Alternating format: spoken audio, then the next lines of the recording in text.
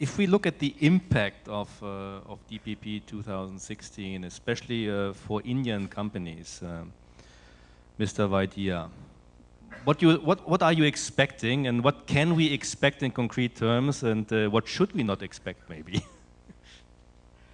It's good afternoon to everyone, and thank you organizers for inviting me here.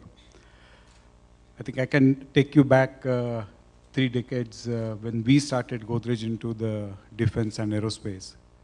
That's the time where either we were importing from Russia or we were trying to do something within the country. That means with the DRDO or with the Indian Space Research Organization.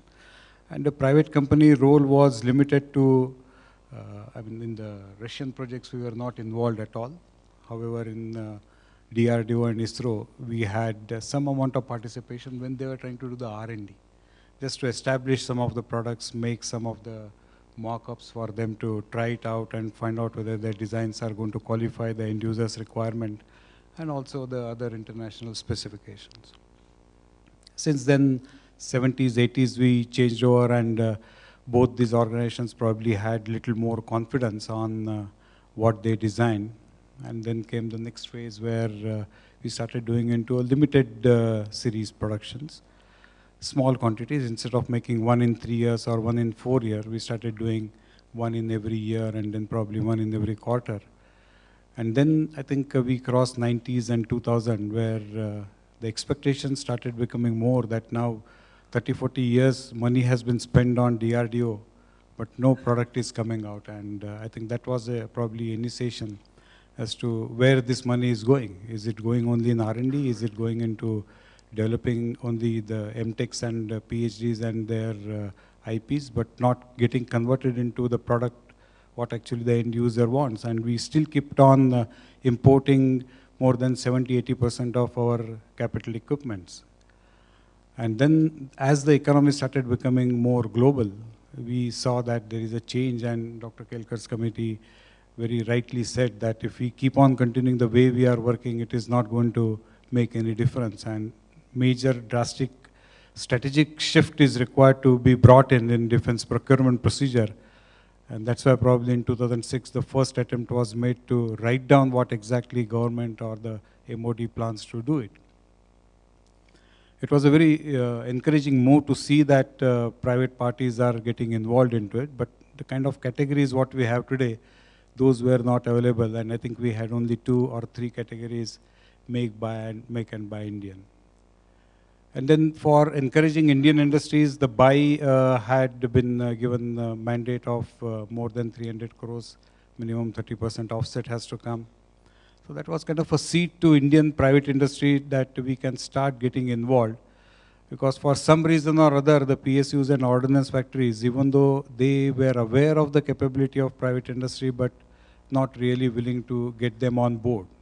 And the amount of money they were putting into their supply chain probably was going more than 80 to 90% abroad rather than getting it into India. But once again, the DPP 2006, I think, had some limitations because it forced only the 30% offsets. And when the offsets are going to come without having a product which is actually developed in India with DRDO or with ISRO, we were forced to do only build to print. And in build to print, you know, when the raw materials are imported, when most of the services are required to be freshly qualified to the international standards, then what is going to be your margin? The margin is going to get stretched. And offset doesn't give consistency like civil aviation, where every month you have to deliver. The offset comes to you only when the MOD is going to place order, and then even though the promises were going into 10 billion and 20 billion, but the government didn't put those many orders into the primes, and those orders, when they were not given, obviously nobody will come down. And even though the banking was allowed up to 2 years, nobody had a trust that this banking is going to get effectively utilized in 2 years, because our procurement cycles used to be more than 6 to 8 years. I think with all this background, when the DPP started improving in 2011 and 13 and now the recent 16, we from the private industry very clearly see, first of all, the government is trying to bring in a lot of trust. There used to be always a trust deficit. What user wants, whether DRDO will be able to give, and what DRDO is actually capable, will user accept that? Maybe initial phase, it can be a Mark 1, it can go on improving in Mark 2 and Mark 3. We have a number of cases like LCA and Kaveri and so many missiles where probably they were not up to the final expectations of the user, but they were not bad. And still we didn't started including them.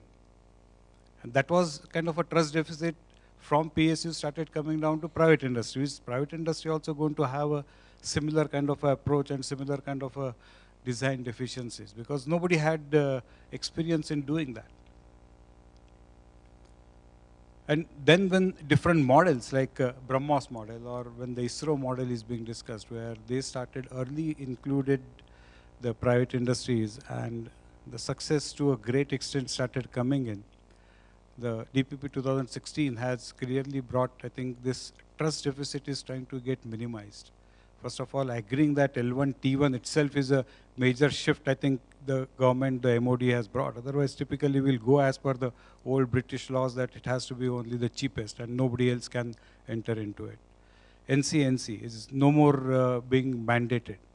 It's ridiculous. I mean, if I'm spending money and developing a product which only government of India is going to buy, and there also I have to do a NCNC basis, it is highly injustice on the Indian industry which they were forcing, which now to a great extent getting corrected. The third important point is, I think, encouraging the small and medium industry, because while doing this last 30, 40 years, I'm sure you all will agree that we don't have a proper supply chain, the ecosystem. All of us, like a small industry, a big house, everybody competes to the same tender, and obviously, whatever is going to be the fate accompanied will happen. Somebody is more aggressive, he will quote a better price. Somebody has already established a product, he will try to start reducing his financial burdens and try to put the reasonable price. Now I think this L1, T1 is going to really get that kind of advantage to the private industry. Secondly, I think up to 90% returning back the development cost if the product is not successful. That's also a very, very bold and encouraging decision for private industry. And third, increasing the barrier from 300 to 2000 for the offset. That will also give us a lot of thinking. Otherwise, we were getting attracted to all these orders which were actually not paying back large amount of money to us, but the investments were required to be on the higher side. Now we can really think that, okay, I mean, if somebody is going to look more than 2,000 crores, he will also come with a larger package. Larger package means it has to go to the larger industry. They will have that kind of a financial wherewithal to sustain it for 3 years, 4 years till the time the product gets developed. And no private industry today will be thinking like PSU. PSU may be having some compulsions, I'm not complaining about them. But private industry will also create their own supply chain. And I think this 2-3 decisions this DPP 2016 has brought is going to substantially benefit in developing right from the raw materials, bought out items which are 100% imported, those can be developed very easily in small and medium sector. And that can be a product of them. Up to 10 crores, 20 crores money is being offered by government. And at the larger houses which are also likely to get, like earlier we were discussing about Raksha Udyog Ratna, the strategic partners. If this really gets implemented, because we have been talking and modifying but not implementing, at least I see that this time the government and the minister is little serious, he wants to implement, and I wish him all the best. With this I conclude my initial remarks. I will be open for any question answers later on. Thanks a lot, Mr. Vaidya, for this, I would say, more internal perspective and encouraging perspective. I mean, as you said, the defense manufacturing or the defense procurement in the past decades relied a lot on foreign supplies, and is still relying a lot on foreign supplies. No? Yet, if you look at the policy today, I may say this as a foreigner, you could think that it's the start of foreigners being a little bit sidelined. Is that really so, Mr. Vital, or are there also opportunities for foreign companies in the new DPP? Thank you, Manfred. Good afternoon, everyone. I represent, and this is a pick-win situation to be in, I represent a French company which is currently involved in probably one of the largest defense deal opportunities. I can't name it because I'm not the authorized spokesperson, but you all know what I'm talking about. It flies. So with that kind of a background, it's pertinent to note that though I'm far junior to Brigadier Sir here, I started my career actually 27 years ago in the Ministry of Defense, and the wheel has turned full circle. I was a DRDO scientist. I have some of my colleagues probably. I saw at least one of them here in the room in the coffee break. It's something which has been very different, Manfred, from from our perspective. We've been following the DPPs a lot. As everyone knows, the 2006 DPP, or the 2005, and the MMRCA, the famous MMRCA RFP was issued against that DPP. And then since then, the whole deal has gone through multiple changes. But the analysis showed that it was very restrictive in the beginning. And the consensus we have, at least in the Saffron group now, is that things are definitely improving. They're moving on the right track. And I'll give you an example of the speed of decision making now compared to what it used to be. Saffron Engineering Services, which I head in India, is a 100% French subsidiary. As we do engineering services, pretty much the same like Access Cadis or some of the other companies in the room. We were not allowed to work on defense programs in India, full stop. Just weren't, because we were a 100% subsidiary. So there was an opportunity about 6 years ago to apply for a change in that regime. They said it's case-by-case approval, so we tried it. My predecessor did, actually. And we applied to the FIPB for changing that. And just as an example of how ludicrous sometimes these statements can come from with apologies to the government, I have been a part of it myself. We got an export control license. We got an export approval. First sentence, okay, said the CEO should be Indian. So I knew my job was secure for the next few years. Second, you are given the export license on the condition that the goods should not be sent outside of India. I don't need to say more. This is the official government of India export approval. And it's taken us 5.5 years to overturn that one sentence. Multiple applications were rejected because no one wanted to stick his or her neck out and do the approval which the previous guy had rejected. So all I can say is that what took 5 years in the previous dispensation took 2 months with the current government. So today, as a 100% French subsidiary, Saffron Engineering Services has an official approval from the FIPB under the automatic FDI route to participate in Indian defense programs. We'll have to figure out under which category we will actually be eligible, because there are multiple ones now. It's not necessarily the buy global only. We have an indigenous content. We have certain products where the indigenous content is definitely much more than even 60%, probably 80% here in our own Bengaluru. So that could potentially qualify. Those opportunities, those defense programs could qualify under the new DPP as well. The biggest, I would say, game changer for us has been the introduction of the L1 plus T1. That's fantastic, because we were always hamstrung. As a foreign OEM, we would very rarely be L1, especially if you're competing in India against Indian companies. And so the L1 plus T1 is something that we definitely look forward to. However, I have to strike a discordant note with one. Thanks to some events which took place a couple of years ago, the services companies, as some of you are in the room, and I represent engineering services, all affected because of an office note which was sent out, putting the entire eligibility of services for offsets credit in abeyance. They just put that because of what happened in the Augusta Westland case.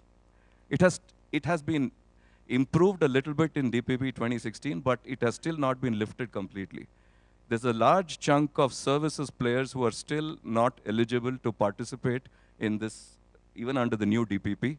And what we've been trying to do is, through our representations to the ministry and others in South Block, trying to get this also changed. Hopefully, when we see the new comprehensive DPP 2016, the Raksha Mantri, we've met him multiple times, and yes, sir, he is definitely much more approachable. At least we know something is happening with the new Raksha Mantri.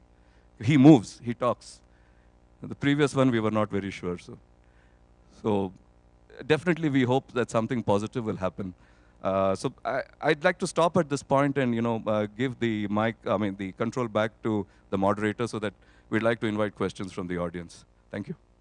Well, thanks a lot, Arun.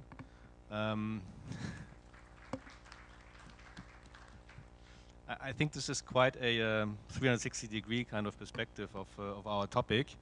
It's only skimming the surface, of course, as we all know. Nevertheless, I would suggest that if you have questions or maybe also comments, additional points you want to make, it's time to speak up now, and we'll see who is best and maybe fastest also to respond. Okay, first one was over there, sorry, and you will be second then. Let's have the mic over there, please.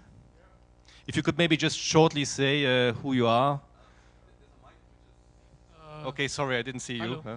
Good. Hello. Good afternoon, sir. Hello. My name is Mrityunjay. I'm from Mindsmeet Consulting. I'm very glad to hear from sir, one of the sir. He's born and brought up by government. And he mentioned very well. See that 80% of our expenses for defense, we spend for border. Okay. But only 10% we spend for intelligence inside. And is there innovations are going about what the insides happening? Because after math, we are trying to find he is that. But instead of that, before that, is there any solution for that? Is there any innovation or creative way? You want to take it first? Okay, I need to shield myself against the light to see you. It's okay, sir. Okay. You see, you look at the defense vehicles on the road, for example. You find the motorcycle, in place of Royal Enfield, you find a Hero Honda. Why? Because you're orienting to being, in populated areas rather than being in field. At the same time, most of the equipment that you're going to use in the field during the border war can be used internally because, rifles, those carbines and so on, you use them. Only the heavy weapons. You don't use, artillery, you don't use aircraft against things. Pakistan uses aircraft against their own people. We don't. Pakistan uses artillery against their own people. We don't. But the fact is that most of the equipment that you have is usable within the country. And you have diluted the requirements of ruggedization, realizing that they may not be subjected to those extreme conditions. And you see them in the RFPs that are coming for new equipment. Does that answer your question?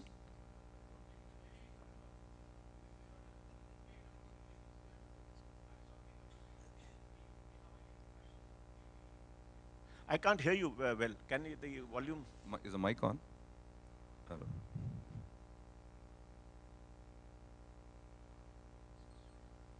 Hello.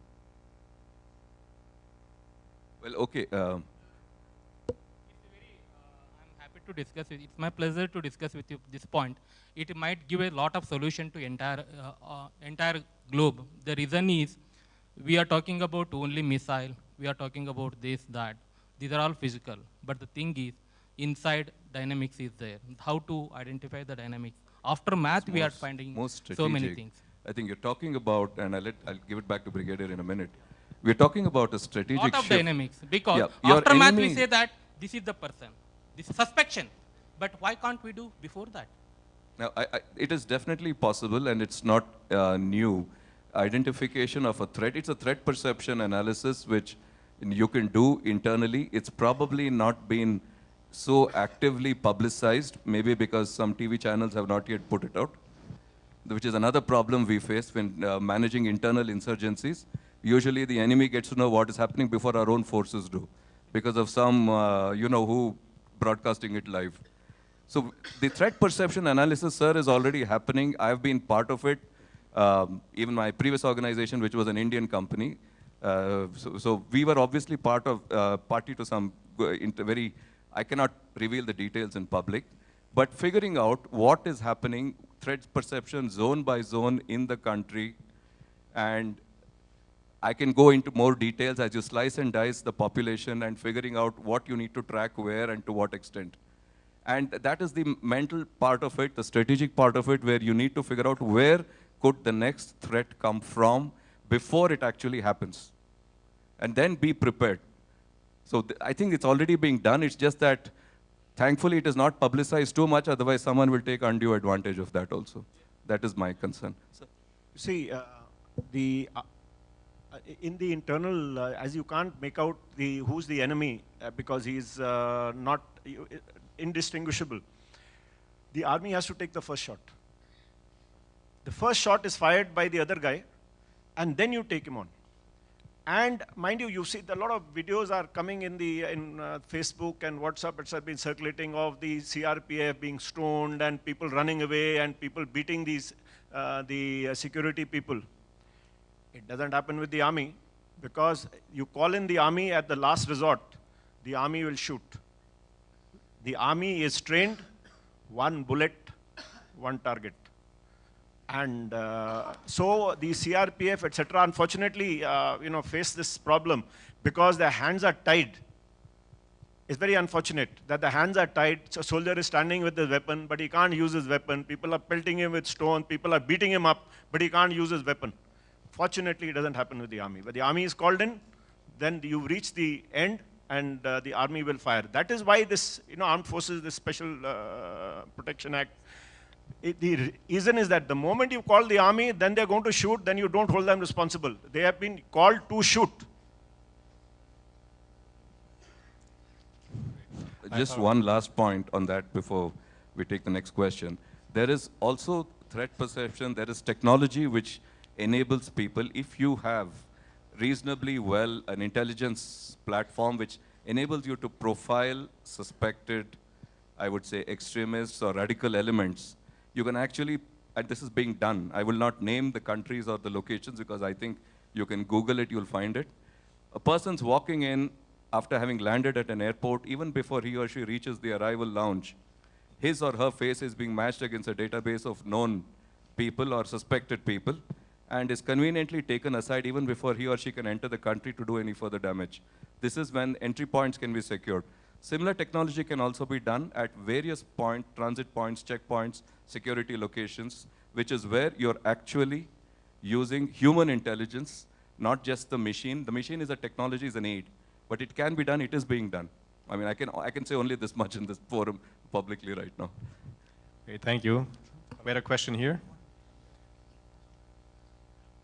Yeah, I'm Colonel Hari Prasad. I have three points rather. I'll just club it. Can you hear me, sir? Yeah. I'm Colonel Hari Prasad. What my concern is, DPP, even though it makes a mention about the commercially off-the-shelf grade procurement, but when we actually go in for procurement, we are not restricting the qualification criteria as it is available on a commercial grade. So the problem of, again, developing something will happen. And now second aspect about this commercial grade and the mill grade or industrial grade and the mill grades are associated with the material management. How are you going to do the equipment management? Because you have different grades of items. You cannot interchange those spares. Third point, the moment you talk about anything developmental as attribute to a commercially grade item, the development cost for the entire system is not 10% or 20%. It may be 90% of the total system. Because after that, after developing, designing and developing, what is the cost involved? It is only multiplication. It is only the material cost. The development cost has already been incurred. But DPP is not addressing that. I mean, are they ready to give, for that matter, TCS, Tactical Communication System, and the Battlefield Management System, which are now currently going on? The prototype has got approximately 20% of the total cost. It is not so. Prototype has to be given more than 50%, then only it will happen. because that is, it has to be incurred by the people who are developing it. That 90% refund, which is now being talked about, how effective that is going to be, and how many people are going to compete, how many people are going to put it in the junkyard as Brigadier Sharma was bringing it out, we'll have to see. So unless we encourage people to come forward to invest in development, nobody will come. Now, how it is possible? You have to make a capacity assessment as it was done before. Yeah, thank you. I think what I said in my earlier speech also is that up to 90% you will get refund in case your product is not going for a productionization. Earlier, this particular concept was not there. No. So till then, what happens to the other parties who are getting involved? Hold it. You see, the cycles are getting improved. Firstly, the procedures are improving. Now you've got the essential A, which is off the shelf. The specifications for the essential A parameters are what is existing off the shelf. So the buy category is for what is existing off the shelf. And only the essential B parameters you will do after you are awarded the contract. You will give an undertaking that you will do it, you give a bank guarantee that you will do it, but you will do it after award of the contract, the development of the essential B parameters. So that is a tremendous improvement. That is the question of development cost. The development cost in the make projects, you mentioned the TCS and or the whatever, is 80% is being given by the government. I think it is more than sufficient. To how many? To 2 people. The others have not spent. No, the others have not spent. The others have only given a written expression of interest. That much you will have to do. If you want to participate in a project, you have even to write an expression of interest, you can't be paid. So you are, if the moment you are selected out of the two parties, you'll get 80% of your cost.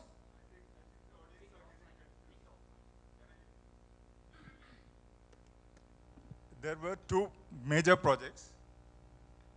There were 2 major projects, tactical communication system and battlefield management system, which was going through. And the development agency have been identified. Before identifying the development agency, what has been done is that you have an expression of interest and the capacity assessment, which is done by a team of people, competent people called authorized APMT or IPMT, Integrated Project Management Team. They come to your location, they carry out an assessment of whether you are capable of addressing that requirement of the army or not. For that, what do? You have a proof of concept which has been put up. You set up your R&D lab. You set up your processes and solutions, the systems, so that they can carry out the assessment. There is a matrix which is there, and you spend a lot of money on that. Hold it, Colonel Hari Prasad. If you don't have the capability, then do not fake and give an expression of interest, please. Only people who have got the capability to undertake a project must fill in that expression of interest. And so if you fill in you don't have the capability, and then you are faking up, you are trying to create a lab to demonstrate capability, then please don't fill expression of interest. That is not the purpose. Then you are cheating. Sorry. No. Thank you. We have